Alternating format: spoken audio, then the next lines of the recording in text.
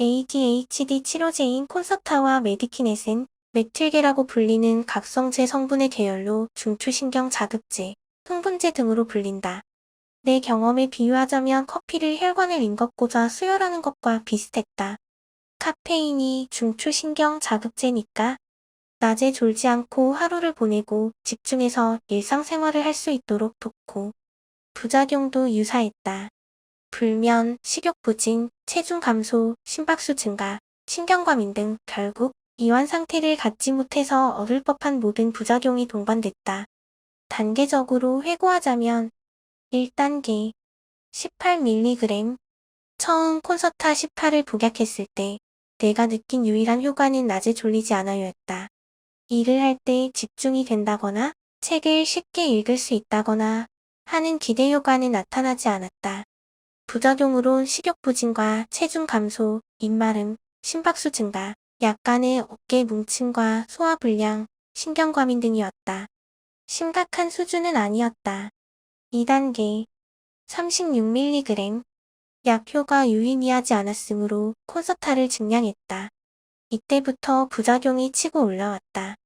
살짝 있었던 홍조가 볼빨간 사춘기 마냥 심해지고 소화가 매일매일 안 되고 어깨와 목덜미가 뭉치고 호흡을 의식적으로 해야 했으며 신경과민이 심해지고 약효가 떨어질 즈음 낙차감으로 짜증, 불안이 심화되었다. 짜증, 불안으로 인한 또 다른 부작용으로 쇼핑 강박이 더해졌다. 반면 효과의 증가폭은 없지도 크지도 않았다. 3단계 45mg 플러스 메디키넷 5mg. 효과의 증가폭이 적어 콘서타를 45로 증량했다. 콘서타는 최대 본인의 체중까지 같은 수치의 mg를 먹어도 괜찮다고 하나 여성의 경우는 체중의 7에서 80% 정도로 통상 조절한다고 한다. 처음 내원할 당시 내 체중이 78kg였으니 난 56 정도가 마지노선이었다. 45mg도 최적의 효과를 내지 못하자 담당 의사는 마지노선인 56으로 증량을 하는 대신 메디키넷 5mg을 추가로 처방하는 방법을 택했다. 메디키넷은 서방정인 콘서타와 다르게 속방정이다. 즉, 약효가 빨리 오르고 빨리 꺼진다. 집중이 필요한 점심쯤 메디키넷을 먹었다. 이때부터 약효가 인지할 수 있을 만큼 올라왔다. 그리고 부작용은 더 이상 버틸 수 없을 만큼 심해졌다. 당시 나는 죽어라고 과긴장을 유지하는 상태에 놓여 있었다. 긴장과 집중에 관여하는 교감 신경만 일을 하고 이완과 휴식을 하는 부교감 신경은 완전히 파업했다. 내 몸은 하루 중 14시간 정도가 지속적 긴장 상태로 휴식은 전혀 취하지 못한 것과 같은 상태였고 그 시간이 끝나면 잠을 잤다. 즉 나는 깨어있는 동안 단 한순간도 휴식을 취하지 못한 것과 같은 몸의 상태를 유지했다. 부작용이 심해지면서 두통이 올라왔고 호흡을 잇기도 했으며 울컥울컥 화가 치밀었다. 4단계 36mg로 감량 후 하루 만에 재증량. 메디키넷 20mg 추가 처방. 부작용 때문에 사는 게 사는 것 같지 않았던 나는 결국 한 발 후퇴를 했다. 콘서타를 줄였다. 효과 좀 덜 보는 게 낫겠다고 판단한 것이다. 이틀 뒤가 마침 종합소득세 신고일이었는데 약을 줄이고 세무를 보려고 보니 글자가 눈에 단 한 글자도 안 들어왔다. 증량에 대한 효과는 잘 못 느끼겠더니 감량에 대한 로스는 진짜 체감이 어마어마했다. 보이던 게 안 보였다. 결국 나는 하루 만에 다시 병원 문을 두드렸다. 제가 경솔했어요. 민망하게 말하고 웃었다. 담당 의사는 기꺼이 추가 처방을 해주었다. 5단계 3차 병원 의뢰서를 받아 대학병원으로 옮기다. 두 손 두 발 다 들었다.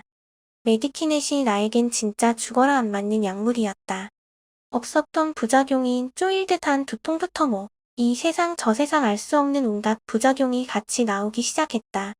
완전 항복을 선언한 나는 지인이 대학병원에 ADHD 인지행동치료 전문가가 있다는 이야기를 듣고 약을 줄이기 위해 병원을 옮기기로 결심했다.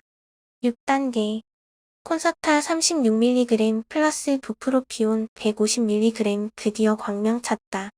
병원을 옮긴 후 기나긴 부작용 라이프에 종지부를 찍었다. 인지행동 치료를 한 건 아니었다. 단지 콘서타와 함께 부프로피온을 처방받은 게 전부였다. 부프로피온은 우울증 치료에 주로 사용되는 약물이다.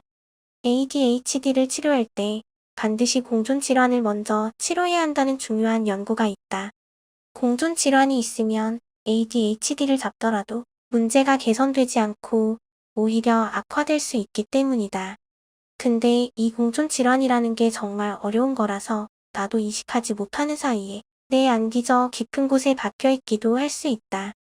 첫 정신과 내원시했던 문진에서 나는 우울증 점수가 무척 낮게 나왔다. 하지만 추후하게 되는 풀배터리 검사에선 아주 오래된 우울 기적이 유의미하게 나왔다. 내면의 손상감과 우울감이 큰 상태라고 했다. 근데 그걸 내가 인지는 못하는 거고, 인지를 못한단 건 무의식엔 남아있다는 거다. 근데 난 모른다. 내가 모르니 내 담당이가 알 방법이 없고 첫 병원에선 이에 대한 치료와 처방이 배제된 채약이 나올 수밖에 없었다. 난 내가 모르는 내면 깊은 곳에 우울감이 있었고 얘를 치료하지 않은 상태에서 ADHD 약을 먹는 바람에 내 안에 우울이 날뛰어서 우울 폭발 상태가 되어 컨디션이 그렇게 나빴던 거고 항우울제인 부프로피온을 같이 처방하고 모든 게 좋아졌다. 그렇게 추정된다. 확실한 건 부프로피온을 먹고 좋아졌다이지. 이게 어떻게 작용하고 기능했는지는 단순히 추측에 불과하다.